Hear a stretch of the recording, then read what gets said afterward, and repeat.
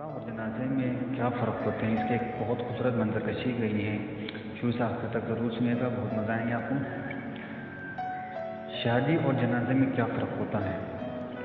फ़र्क सिर्फ इतना सा था, तेरी डोली उठी मेरी मैयत उठी, तेरी डोली उठी मेरी मैयत उठी, फूल तुझ पर भी बरसे फूल मुझ पर भी बरसे।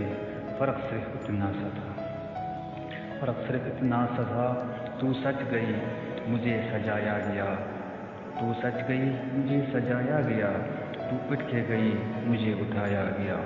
फ़र्क सिर्फ इतना सा था, तू उठ के गई मुझे उठाया गया, तू भी घर को चली मैं भी घर को चला, तू भी घर को चली मैं भी घर को चला।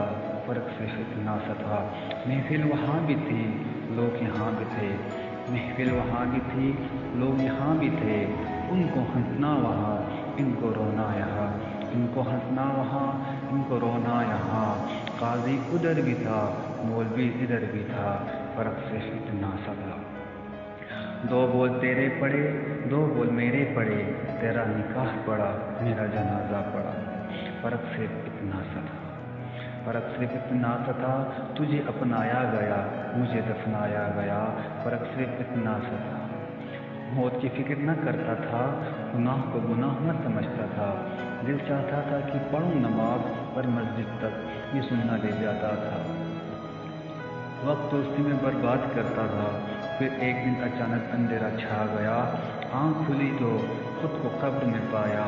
फिर अल्लाह ने पूछा क्या लेकर आया, फिर अल्लाह ने पूछा क्या लेकर आया। घर को जाना चाहा लेकिन न जा पाया, घर को जाना चाहा लेकिन न जा पाया। कब्र की तन्हाई ने बहुत डराया, आवाज़ दी अपनों को तो कोई न आया। वक्त है संभल जा, वक्त है संभल जा। कुरान के एक रुकू रोज़ाना पढ़ने से 3 कुरान एक साल में ख़त्म हो जाते हैं।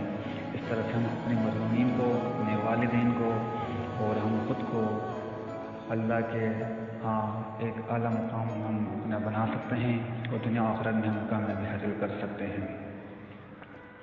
आखिर में आपसे गुजारिश है कि मेरे इस चैनल को नॉलेज इस पावर को ज़रूर सब्सक्राइब करें। शुक्रिया।